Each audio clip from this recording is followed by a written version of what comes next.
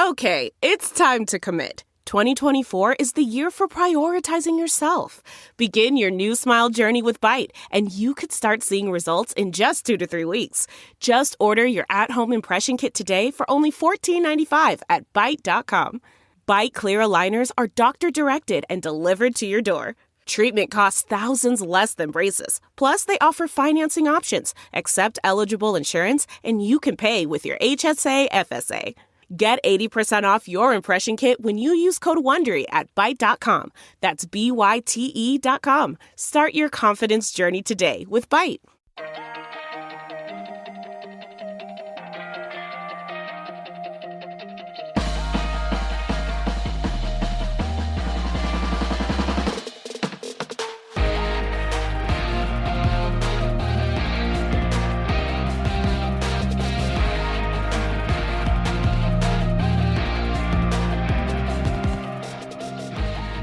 Hi, friends, and welcome to the first episode of Criminality. Criminality is a podcast all about your favorite things, true crime and reality, and we're bringing them together. It's a weird hybrid of sorts. Do we really know what it is? Not exactly, but we hope you'll be here for the journey of what's to come. My name is Melissa, and with me is my wonderful co-host, the loveliest of lovelies, Rebecca Sebastian. Well, hi, Melissa. Thanks for that. Yeah, I'm so up for this experiment that we're doing. And you know what I've been told is loving reality is not a crime. There you go. I mean, that's what they say. You, by they, you mean us and the 50,000 focus people we've put through hearing all of our ideas. Exactly. And by us, barely us, because I couldn't even get it out. But you know what I mean. I'm following you just fine. So this is our first episode. We are super excited, super nervous, although both of us have podcasts. I am the co-host of Moms and Murder, and Rebecca hosts the incredible Dialogue podcast with the best, I think you have the best tagline of all time. Oh, thank you. Are you referring to Kill the Small Talk? You know what? Isn't it kind of a twofer? You have Kill the Small Talk and... A true crime conversation? Thank you. Okay. You can go either way. Yeah. So the technical name of the show is Dialogue, a true crime conversation. So thank you for liking that. But Kill the Small Talk is something fun I say on the show a lot. And I've kind of informally, unofficially made it the show tagline. I love it. So should we say Dialogue : Is that how you search for it? Or is it just the Please don't search a Dialogue in : I feel like that's going to get gross. That's going to get to a weird part of the internet that we maybe don't want to discuss. So the way we've kind of set this show up, at least to start, is each week one of us will be leading an episode, and we will give you clues before the end of the show over what the next episode's going to be. So we're hoping to make this fun and interactive, fun for us, fun for you, and we hope you guys really enjoy it. So this first week, I'm going to kick it off with a story I knew a little bit about. I have to be honest. I knew some details about, but this story starts off really in 2009. Rebecca, 2009 was such a simpler time. Oh, Modern Family was making its debut. wow. Kanye crashed Taylor Swift's acceptance speech, 2009, 12 years ago. It's like yesterday, but also a lifetime ago, right? It's like several lifetimes ago. Wow. Yeah. So, and then at that same time, all your aunts and uncles and cousins and third grade frenemies are sending you Farmville requests over on Facebook. Oh, God. How glad are you that that's Rip. over with? Yeah. Yeah. Rip indeed. So in late 2009, though, a show debuted that none of us really knew that we needed. A show that really made you wonder, is there a reality show that I wouldn't watch? And for me, the answer is no, because I love garbage. I love trash. So back in 2009, though, VH1 was known for its dedication to music. And I'm just kidding. It was known for things like Rock of Love, The Surreal Life, and do you remember that Tori Spelling show? Not the Tori and Dean in Loves. She had a scripted show for one season, and it was actually pretty funny. It was based on her life. So Notorious. Oh, yeah. Wow. You are good. You are good. It's a blessing and a curse. We should just set the record right now that I am going to be riding Melissa's reality coattails a lot of the time. I'm like super into the Housewives, and I have peripheral reality experience. So I'm excited to go back and re-experience some of this, but I do remember So Notorious. Yeah. Yes, it was great. But also, Rebecca, you have a ton of pop culture knowledge. So even when you don't know all of the like my 1,000-pound sisters, that's one of my favorites. You're going to know the gifs and memes that come of these This things. is true. So you're Okay. good. You're right here with us. Yeah. So back then, VH1 is putting out all kinds of shows, like I was saying, and each one really more terrible than the next. But back in 2009, they decided to work on a show called Guidos. Again, 2009. So Yeah, I don't think you can even say that anymore. Like on a podcast you can, but a network show would not do that. I would like to preface this with, again, repeating that this was 2009 and I did not name this show this. And neither did they ultimately. So the original idea that VH1 has is they're going to have this all-male competition show to find out who's the biggest Guido. So I even searched Urban Dictionary for real definitions and didn't really get anywhere. But the idea was this competition show, all males. They didn't want females in it because females bring too much drama.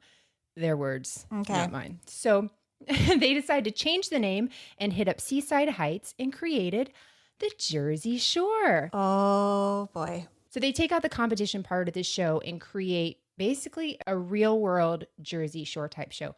Rebecca, what is your relationship to the shore? Well, Melissa, I'm not sure you know this about me, but I am from the Garden State of New Jersey. So I love that. That's so great. This is going to bring out a lot of, I'm going to be able to add some color. I'm not going to lie. So depending on where you're from in New Jersey, you might say I'm going to the beach or down the shore.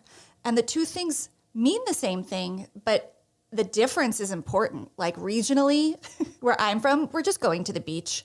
But down in South Jersey, you're going down the shore. So yeah, this means a lot. My relationship to the Jersey Shore is, I mean, that's my childhood. This is like my coming of age. I am excited. So if I'm where you're at, so you're going to the beach and I'm going to the shore, would we end up at the same place, but just call it two different things? Or is it different locales? I don't know the mileage of coastline on New Jersey. New Jersey is a small but densely populated state. There are a lot of beach shore towns. So it's Seaside Heights. Is that right? So Right. I would go more towards Point Pleasant, which is kind of adjacent to, they're all along the coast. So they're next to each other, but they all have their own vibe, right? And Seaside Heights was a whole vibe. They could have called it Seaside Heights, the vibe, I think. Yes. And that really would have gotten the word out. Yes, they could have. So they decide, VH1 decides to change the name and change the format. And now we have the Jersey Shore. But they decided not to even mess with it. MTV is the one that ended up taking it I'm glad over. you're saying this because I've been stressing the whole time that you've been saying the wrong network. But I'm like, I'm sure Melissa like triple checked this. Okay. I trust you. Yes. I do have it up there somewhere, and apparently I missed it in my notes. But yes, it ended up being VH1. Put it to the side. They decided, let's do more So Notorious. That didn't land. But anyway, they're back, and the Jersey Shore is on MTV. So if you're not familiar with the Jersey Shore, though, the basic premise is 8 strangers pick to live in a house to find out what happens when people stop being polite and start talking on duck phones and working in a t-shirt shop. Inexplicably. What the t-shirt shop had to do with, no one really knows. I feel bad for that guy. No one knows what was going on. I don't even there. recall that being part of the story. So originally it was. Isn't that that's crazy? so weird. So that's kind of, I guess they thought there would be drama from there, but the duck phone brought way more drama. So it's fueled by really alcohol and these instant phrases that become a part of our collective vernacular, like GTL for gym, tan, and laundry. Cabs are here, and even my favorite, dirty little hamster, which I say about just about anybody in traffic. That's my nickname for everyone. So Jersey Shore ended up being really a quick hit for MTV. The first episode debuted on December 3rd, 2009 with 1.38 million viewers. By comparison, the 4th season debuted in 2011 with 8.78 million. So, wow. Yeah, I don't know. I don't want to do math on the spot, but it would be like 700, 800% more. I shouldn't have even tried that. You can do the math there. Bring out your calculator. A for effort. Yeah, there you go. But really, this didn't even translate for immediate money for the cast because this first season of Jersey Shore, the stars received 0 compensation except for what they made in the t-shirt shop. So that was actually, they just made hourly wages at the t-shirt shop.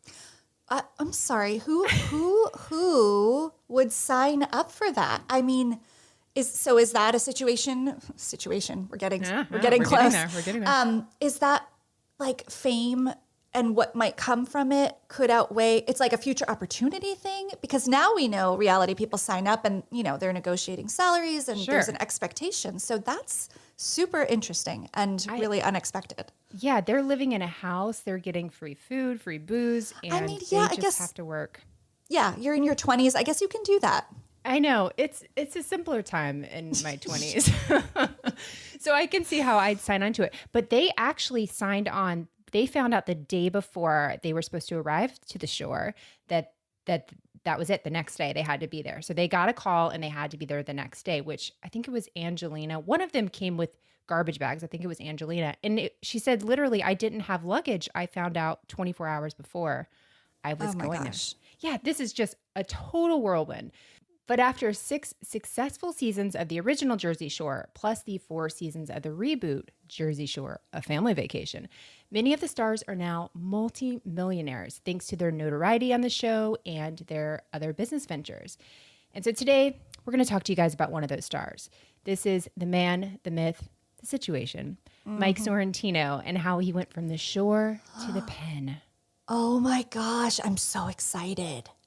I don't know this story. This is one of those stories that as you read in, parts of it are so hilarious because I just either blocked so much of it out or I truly didn't know about it, but I think you guys will enjoy it because there's just stuff I truly had no idea about. So Mike, the situation Sorrentino, was born on the 4th of July in 1982 to parents Mike and Linda, and Linda goes by Peaches, which is my favorite New Jersey mother name, right? Yeah. By the way, I just want to say I'm half Italian, so and from New Jersey. I feel like I'm coming home. Like, this is just great. This is your Sunday dinner. Yes, exactly. I love it. In my family, it was Monday nights, but still, we were weird. Go ahead. We'll give it to you, yeah. So he grew up on Staten Island with his family, and he was raised in Manalapan Township, New Jersey. So Mike's dad is an electrical engineer and his mom is a homemaker. And Mike is one of 4 kids, actually. He has a younger sister named Melissa, and he has 2 brothers named Mark and Frank. And remember those brothers, Rebecca, because we will be talking about them again soon. Yes.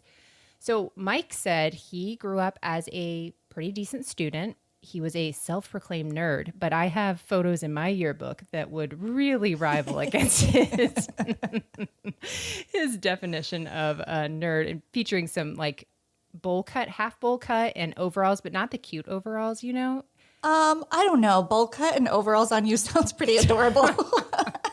It was a halvesies. I had hair in the back, but I just had it I was like, I don't like this forehead. Yeah. I wore those, fun fact, I wore those overalls so much. My dad once said to me, and I'll never forget this, he said, if I see you wearing those overalls again, I will burn them. So it was just all I wore. That was your uniform. Yeah, it was my uniform, but like it was beyond that. It was kind of an identity. It was a problem. So Mike ends up going to community college at Brookdale Community College and received his AA and later transferred to Keene University and Monmouth College. So Mike said he really always had this interest in business from the time he was young. And so it was really no surprise to anyone that he went into the mortgage profession. So he went into the mortgage profession right around the time of 2007, which was not the time. Everything crashed, and so he finds himself really jobless and looking for the next thing. So this is a couple years before Jersey Shore. So he's armed with a 6-pack. I'm using some of his words here. The confidence of a Greek god. And he apparently has the strength of a guy who's able to slam his head into a concrete wall without dying, as we saw on the shore one season. I don't remember which one. So Mike decides to try his abs as a male exotic dancer back in 2004 in the New York-based All-American Male Review. So he brought that situation out for the world to see. So while he's spending his nights on the stage, he spends his days as an assistant manager of a Staten Island fitness center. And so at this job, he makes around $35,000 a year. And according to Mike, actually, I'm going to read this quote because the thing I like about Mike, the situation Sorrentino, is really his personality and how he shares things with people. So I feel like he needs to speak through me for this part. So the quote is this. I guess it was 2, maybe 3 years ago now that I lost my job. It was a 9-to-5 job like everybody else, and I didn't know what I was going to do. I thought, what have I got? And I always had an unbelievable body, a six-pack, and people would always say, you got to do something with that eventually. And I was 25, so I had to make a move. So I sent my pictures in to audition for underwear modeling, and they called me back and said, where have you been? Stop it. Emphasis mine. So eventually I signed an underwear modeling contract, and I was only doing it for 3 weeks when I was referred to MTV for the Jersey Shore pilot they were doing. It was pretty crazy, and it's been like a rocket ship ever since. And it truly has ever since he was on the show. So Mike, as well as the other contestants, which included Nicole Snooki Polizzi, Jenny J. Wow Farley, DJ Polly D, Ronnie Ortiz Magro, Sammy Sweetheart Giancola, and Angelina Pavarnik. So Mike and Snooki, aka Nicole Polizzi, quickly became the breakout stars of this breakout hit. You remember Snooki, the poof? Unforgettable. I know. Etched in the memory. It is. I actually saw an Instagram live. Somebody sent it to me. I guess I don't follow her apparently, but it was her doing a dance with her daughter of like one of those old cheerleading movies. It was just so like, it made me just feel so incredibly old that a kid can be that coordinated, first of all. So because of this fame, though, Mike is offered tons of endorsement deals, as well as these hosting opportunities and, these opportunities to appear on other shows, including Dancing with the Stars, season 11. He was partnered with Karina Smirnoff, and he was kicked off during the 4th week after dancing the tango to Sweet Dreams Are Made of This, which... Oh, wow. Apparently they weren't that week. So, Rebecca, I'm about to read a list of things that Mike has either been involved with or helped promote. And you can feel free to, stop me if I mention anything that makes you want to scream into a pillow, or you can't believe it was created, or Melissa, are you lying to me? Any of those, I'm good. So first one starts off strong. Mike partnered with Reebok as well as a vitamin water. Did not find a name for that. As one of their spokespeople. Cool. Got it. Okay. Number 2, Mike partnered with Dillagaff, Do I Look Like I Give a F, by Bohica Bill in the summer of 2010 to create a line of couture clothing, like Alexis Couture. Couture. Oh boy. Okay. Yeah. I mean, we're still in the game, right? We're still here. The next one, he helped create an ab-focused fitness video entitled, of course, The Situation Workout. Mm-hmm. I got it. Are these just going to keep devolving? Yeah. Partnered with GNC to create a pre-workout supplement. Okay. Makes sense. Fine. Okay. Here's a favorite. He was a spokesperson of something called Devotion Vodka, which was 80 proof booze that contained a bodybuilding supplement known as Pepto Pro, which is basically a milk protein. And it's said to be for those who like to take care of their bodies, but also want to have a good time. I feel like I'm going to throw up. Isn't that disgusting? It sounds so wrong. Like so much drinking and then like, I don't know, weights. It's just a lot, but I just love that it's like, it's for those that want to look good, but still want to have a good time. Like also known as most everybody. I mean, that's not like a rare combination of traits. Well, he had the devotion, Rebecca. We didn't. He had the devotion vodka. Can't take that away. I think they did eventually take it away from him, though. So, so he also helped author, and I'm using air quotes here. This is a lot of Aviva Drescher authoring a book kind of thing. It was titled, Here's the Situation, similar to dialogue. You guys kind of had a similar thing going on. Can't underestimate the power of a well-placed colon. Why can't that be our tagline? I love it. So here's the situation, a guide to creeping on chicks, avoiding grenades, and getting in your GTL on the Jersey Shore. #1 bestseller. Actually, I don't know about that. Okay. I'm sorry. I've got to stop here for one moment. I work in marketing. Yeah. That's a lot. That's a lot for one subtitle of a book. Do you think it needed more colons, or was the colon not the issue? It needed some curating, some refining for someone to go, maybe just like one of these things. I know things go in threes, but that just feels like a lot. Really? Because how do you take out avoiding grenades and not end up with grenades? He's got to give you the whole thing. Come on. Oh, This is my step by step. goodness.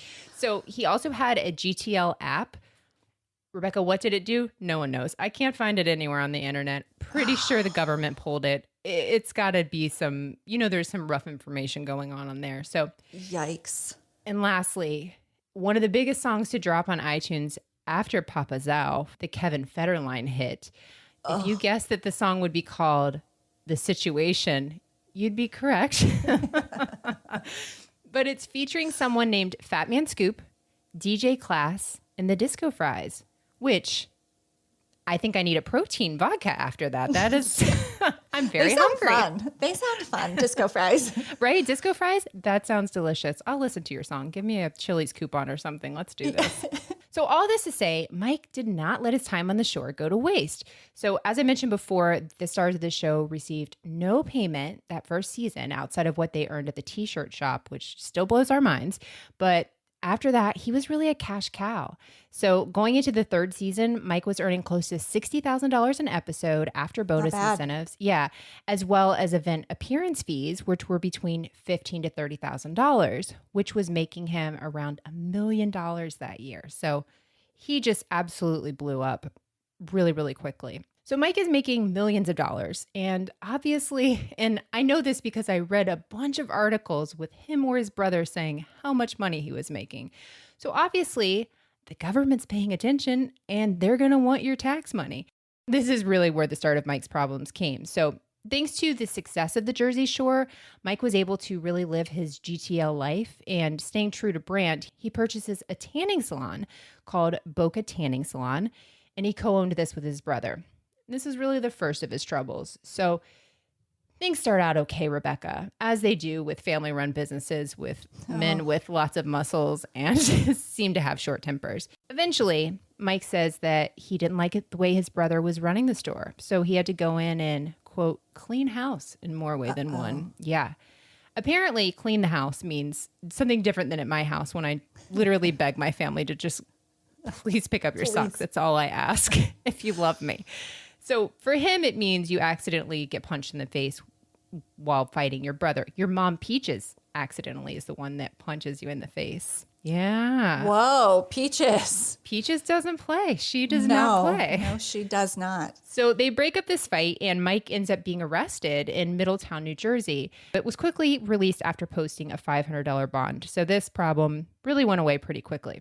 Okay. Something tells me there's more to the story. Oh, there is a couple more things that happen. And this is truly one of my favorite things I found this year. This has brought me so much happiness in 2021, and I hope it brings it to you guys as well. So in 2011, the clothing brand Abercrombie & Fitch. Have you ever had that moment when you're leaving the house and you wonder, did I lock the door? Or worse yet, you start spiraling and you imagine all the what ifs. I used to feel that way all the time, but it wasn't until a few years ago when I heard about a break-in just a few blocks away that I realized I needed to really step up my home security game. And now I can spiral about the what-ifs on things that don't matter, like reality stars, instead of the what-ifs of home security. We've had SimpliSafe protecting our house for the last few years now, and it's a total game changer. With SimpliSafe's Fast Protect monitoring, I know within 5 seconds if something's actually up, and the lifeguards can actually speak to intruders to stop them. That's faster than a reality TV star can throw a drink. One of the things I really love the most is you're not locked into some over-the-top 90-day fiancé level contract drama. SimpliSafe is actually affordable as well, less than $1 a day with no hidden fees, so it's easy to love. It's no wonder they've been named Best Home Security Systems by U.S. News & World Report for 5 years running. Whether you want to install it yourself, it really takes less than an hour, or have a professional handle it, SimpliSafe is as easy as flipping channels between Chimp Crazy and The Secret Lives of Mormon Wives. So why wait for the drama to happen? Get SimpliSafe and know your home is covered just like I did. Protect your home with 50% off a new SimpliSafe system, plus a free indoor security camera when you sign up for Fast Protect monitoring. Just visit simplysafe.com/criminality. That's simplysafe.com/criminality. There's no safe like SimpliSafe. Hey, Prime members, have you heard? You can listen to your favorite podcasts ad-free? Good news! With Amazon Music, you have access to the largest catalog of ad-free top podcasts included with your Prime membership. To start listening, download the Amazon Music app for free or go to amazon.com/ad-free podcast. That's amazon.com/ad-free podcast to catch up on the latest episodes without the ads. Makes an offer to Mike. So they offer him $10,000 to him and the producers of Jersey Shore and really everyone on the show if they will just stop wearing their clothes. Stop it. Stop it. That's the best part. Isn't it so great? Yeah. So basically, if you will stop wearing our clothes, we'll give you $10,000. And, you know, a lot of times in these shows, the clothing is blurred out or the brands are blurred out. Abercrombie and Fitch claimed that there was some episode where you could see their brand and they did not want to be associated with it. Their quote, their offer includes a line, "We are deeply concerned that Mr. Sorrentino's association with our brand could cause significant damage to our image." Oh my gosh. Right? So it's not as crazy as it seems, though, because we have seen it happen before. We've seen, remember back in 2013 when tattoo artist and fashion designer Ed Hardy saw John Gosselin wearing his clothing? John Gosselin went through the Ed Hardy phase, right? Yeah, well, yes. Yeah. That's a great parallel. And I feel like, honestly, both John Gosselin and Ed Hardy should be on the, like, removal list. Like, I don't know. That's like, they almost, to me, they deserve each other. Whereas Abercrombie and Sorrentino, I understand that tension and that conflict. Right. But Ed Hardy and John Gosselin, like that feels like a match to me. It makes sense. I get it. So, but I understand. So it is an interesting thing. So their whole thing is, hey, this could tank us. And really, they should be so lucky that they were really wearing their clothes. It's just bringing awareness, but that's not how they saw it. So Mike claims he never even got this offer from Abercrombie and Fitch, and he actually goes on to sue them because they created a shirt called The Fituation. Stop it. I was so excited. I looked to see if I could find it anywhere to buy it, to wear, to record tonight, and it just is, I don't think it exists anymore. Okay, this makes me feel like they're all in on it. Like this was some major publicity stunt. Well, it does feel that way. And I think part of their offer was really to promote this for sure. I don't know that Mike really caught that. So he claims that Abercrombie actually commits trademark infringement, unfair competition, false advertising, injury to business reputation, and misappropriation of likeness by using this term that none of us have heard before, the fituation. Which he feels that it's based off of his name, The Situation, which I can see the parallels there. Sure, Makes sense, sure. yeah. So speaking of which, did we talk about how Mike got the name, The Situation? We didn't yet. No. Perfect. I'm glad I inserted it here. So apparently Mike is walking down the beach one day with a friend, and this girl and her boyfriend see him and see his abs, and she stares at his abs, and the boyfriend gets real mad. And so Mike's friend says, "Oh man, those abs are a situation." And we have been stuck with that and him in these songs and these shirts ever since. Who is the narrator of this story? Is it it's Mike Mike or the friend? It's 100% Mike. Unreliable narrator. He's also the one, I love at the beginning of your story, you know, all his friends are like, you know, at some point you're going to have to do something about those abs. Do something with them. Like, wow, he's got a lot of people in his court, doesn't he? So many, like Robert Glass is there, you know? Or no, George Glass. The Jan Brady, George Glass, the fake boyfriend. I'm quoting TV shows from the 70s at this point. This is how deep my nonsense goes. Wait, George Glass as in a fictional character? A fictional character, Jan Brady, claimed to have a boyfriend on the Brady Bunch, and his name was George Glass. And so I'm claiming that Mike has a George Glass situation. I understand now. Okay, thank you for clarifying. I'm tracking. No, you shouldn't, because this is just how my brain works, and it's not really good for anyone. So a federal judge in Florida, though, goes on to grant Abercrombie and Fitch a summary judgment and ruled against each and every one of Mike's claims. Because Mike claims that this situation is too close to the fituation, but according to the judge, the word situation is, quote, not a word that was coined or made up by the plaintiffs, or a word that is obsolete, totally unknown in the language, or out of common usage. So basically, you're using it for entertainment, but it's a real word, so people are using it for other things, so get over yourself. So he goes further to say that the fituation is both visually and phonetically different than the situation. true, but you can see how everyone's arrived at this point, right? So he found no evidence that Abercrombie & Fitch was what he was calling palming off its t-shirt. And he says, the t-shirt has the Abercrombie & Fitch label inside, uses its trademark, and it's really a parody. And you can do things with parodies. So he continues this by saying that Mike doesn't even offer, at this point, he didn't even offer apparel on his website until after Abercrombie & Fitch. That couture.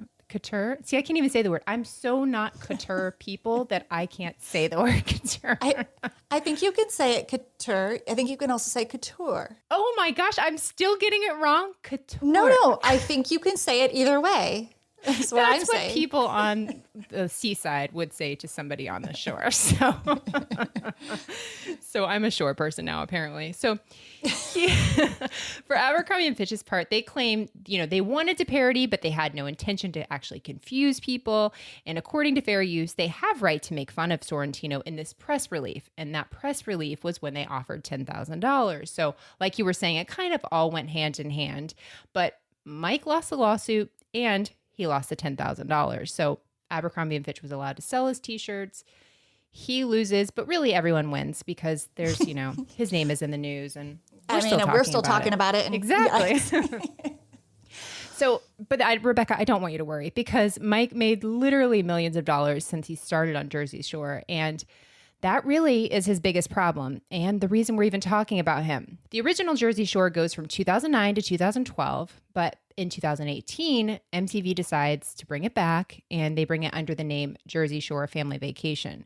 So the new cast, or not really the new cast, everybody's pretty much the same. Sammy Sweetheart's gone, but they go to different places. They go to Miami, they go to Las Vegas, but Family Vacation really focused a lot on Mike Sorrentino.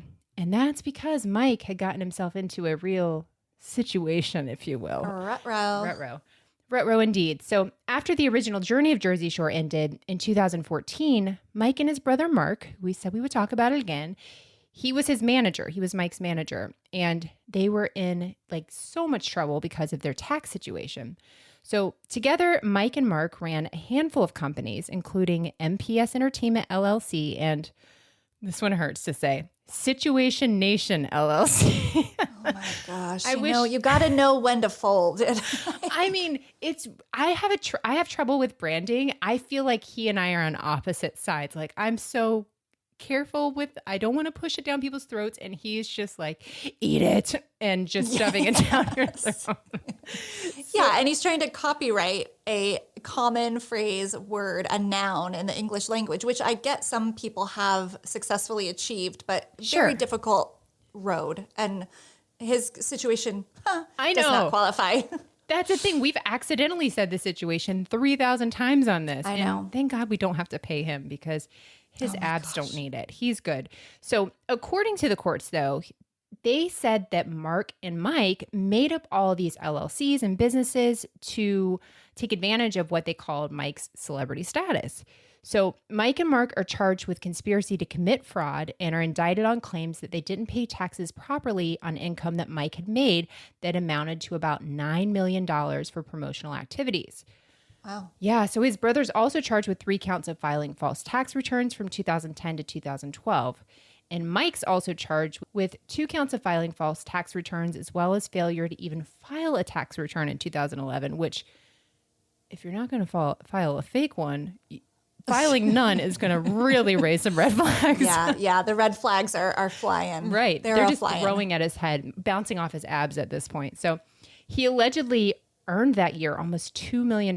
So originally, both the men were going to plead not guilty. But once they realized the court had access to, the internet and interviews they've done and all the times they've talked about their money, they decided to change their pleas. And so remember that list of businesses that I mentioned early on? Yeah. All of these are very easily accessible for the courts to find. And a lot of times they'd even been a part of these press releases, which might as well have been called, "Hey, Uncle Sam, here's your situation." Yeah, the internal revenue situation. I like it. There you go. It takes a new spin. So Mike's looking at this point at getting at least 15 months in jail. And so he starts seeing all this evidence that's piled up against him. And he and his attorneys decide to change his plea from not guilty to guilty, in hopes of getting a lesser sentence. To do so, though, Mike has to admit to what his crimes are. So according to Mike, back in 2011, he earned income that was considered taxable, and some of it was paid in cash. So to conceal this money, to avoid paying taxes on it, what he would do is he would make cash deposits into various bank accounts, always less than $10,000, so it wouldn't flag the IRS. So having all these businesses and all these banks, you put $5,000 in here, $5,000 in there.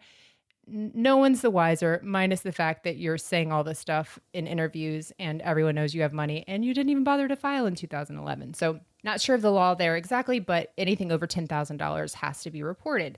For his part, his brother Mark says that between 2010 and 2012, he also earned taxable income, but he takes it a step further and he actually gives his accountants false information to file with, underreporting his total income by a lot.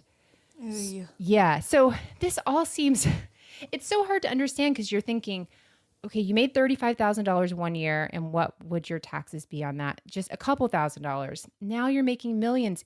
You could still have so much money. Just put the money aside. It's just so, right. I don't know. It's a lot to think of somebody doing this because it seems like a very easy, they even had accountants. They just gave them the wrong information, you know?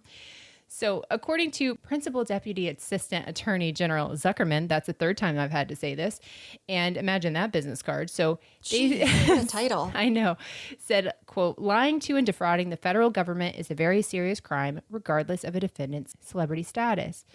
And they said basically the brothers chose fame to benefit themselves, you know, but we're all in a civilized society. We're supposed to pay our taxes and they weren't doing it and they needed to be held accountable. So on October 5th, 2018, Mike Sorrentino was sentenced by Judge Wingington to 8 months in prison. He was also sentenced to 2 years of supervised visits, 500 hours of community service, $120,000 in restitution, which he quickly paid, and a fine of $10,000. His brother got a little more time. He got 2 years with $7,500 in fines and restitution to be determined at a later date. So Mike began serving his 8-month sentence on January 15th, 2019 at Federal Correctional Institution in Otisville. Are you familiar with Otisville? I'm not. Well, thank goodness, because that would have been a bunch of secrets coming out of you right now. Yeah, I mean, I've been to the Jersey Shore. I haven't been to many Jersey prisons, sadly. Man, what are we doing here, Rebecca? Missed opportunities. Yeah, there you go. So 2 days later, on January 17th, his brother Mark began serving his 2-year sentence at Federal Correctional Institution in Fairton, New Jersey. Nope. Nothing? Okay, which was about 200 miles away from where Mike was serving his time. So it's like the Menendez brothers, separate. It is, yeah, separate but together always. So a fun fact about the prison Mike was incarcerated at, it was also where George Jung, who Johnny Depp played in 2011's Blow, was incarcerated. Oh, interesting. Right? I had to dig a little deep for these. Yeah. So would this be like a federal prison then? If it's like drug and financial and tax fraud? It must be a federal. Okay. It's pretty serious. I mean, if you knew your prisons in New Jersey, if you had visited more, Rebecca, I feel like you could have answered that yourself. I know.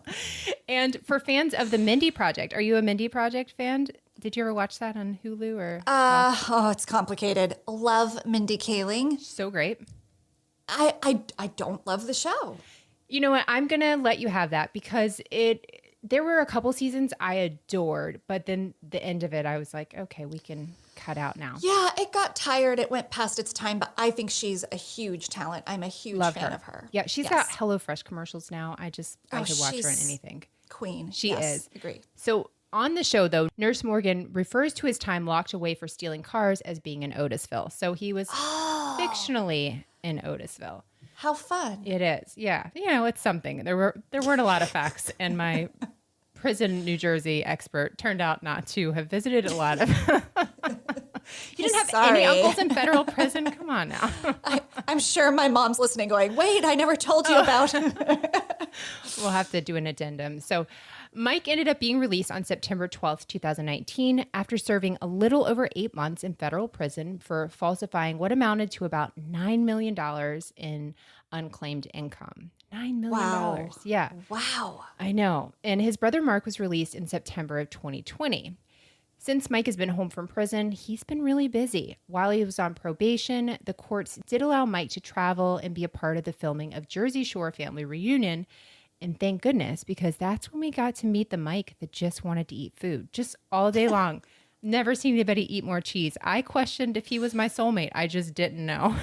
Does he still have his abs, or is he more like dad bod now? He had a dad bod, I think, during the cheese situation that he was going through. But I think he's tightened up a little bit. His abs are back, but I think he could eat some cheese at this point.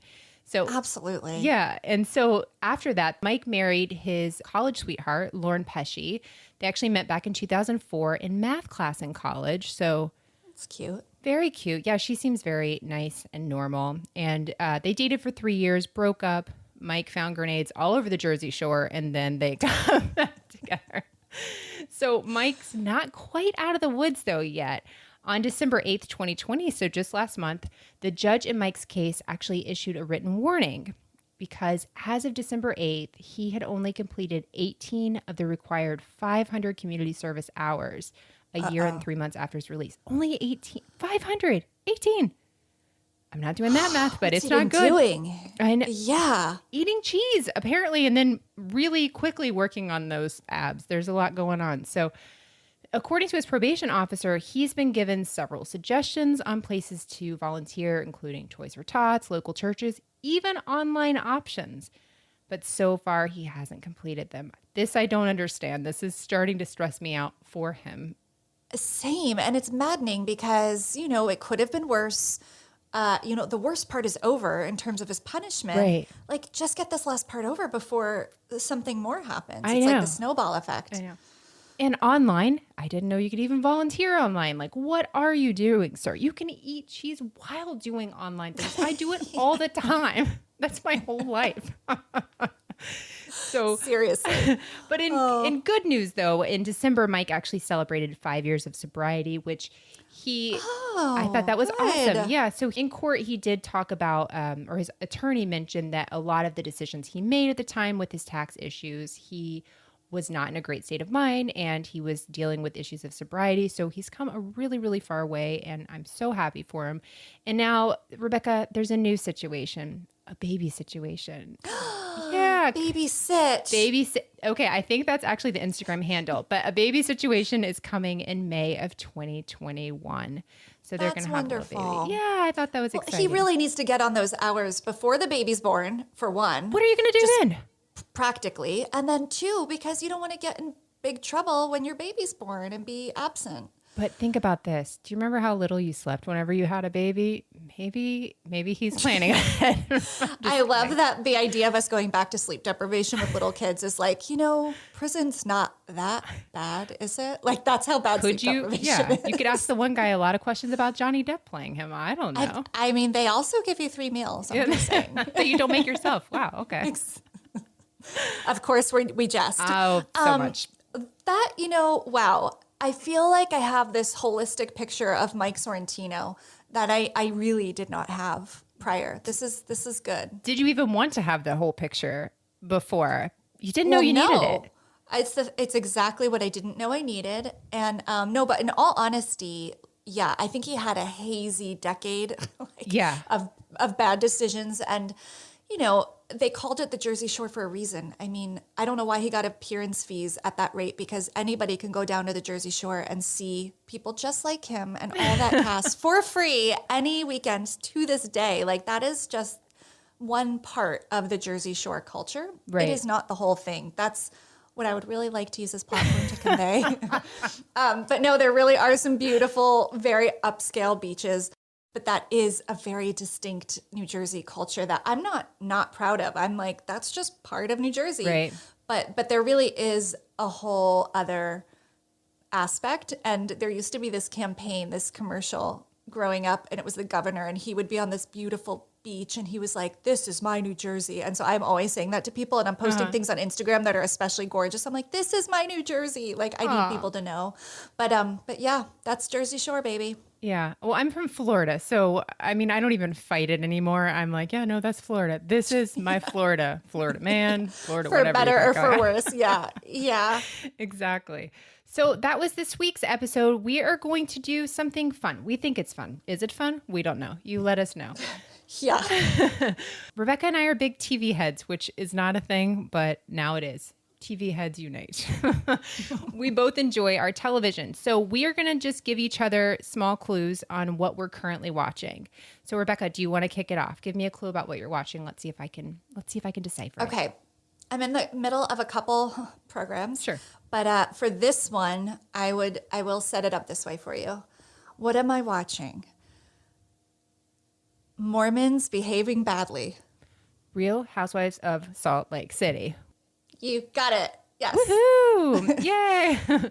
That is a classic. That's a new classic already. It did not First take season, long to become a classic. right? I feel like I threw that out there too loosely, but I appreciate you allowing that and really letting me live through that. Thank you.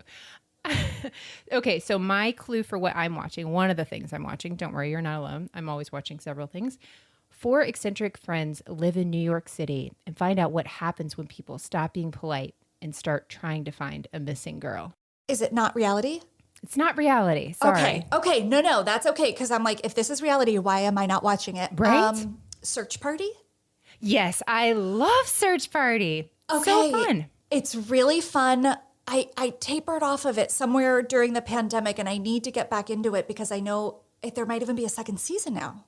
So yeah, so there was 2 seasons on TBS, and then they moved it to HBO Max, and for the 3rd season, and the 4th one just came out. Oh, I'm really behind. Okay. Yeah. That is a fun show. So I'm way, way behind. I got to catch up. It is. It's so, I don't know. It's just funny and good drama. You have to suspend reality quite a bit, but we watch reality TV and also have to suspend reality. And I just love it. It's just a fun, like, guilty pleasure. I feel no guilt. Zero. I love it. No guilt. This is not the podcast for guilt. This is where we celebrate our obsessions. Yeah, there you go. New tagline, : where we celebrate our And Rebecca, you want to give us the 3 clues for our new episode next or in 2 weeks? Yeah, so many clues, so little time. Okay, so I can't wait to tell my story to you and to everybody listening. The clues are social media, bling, as in blingity bling, and Fashion Week. Ooh, I'm excited. Yeah, I hope that is titillating, as they say. And we'll find out. We'll see you in 2 weeks for the next episode. So excited. Thank you guys so much. Bye. Thank you for listening to Criminality. If you're enjoying the show, please head over to Apple Podcast or wherever you listen and give the show a rating and review. The reality is it would be a crime to keep your thoughts to yourself. And come join the fun outside of the podcast and follow us on social media. We are at Criminality Show on Twitter, Facebook, and Instagram. Memes are welcome. We'll see you in 2 weeks with a new episode. Until then, you can catch my co-host Melissa on her weekly show, Moms and Murder. And Rebecca Sebastian on her podcast, Dialogue, a true crime conversation. Don't forget, loving reality Isn't a crime.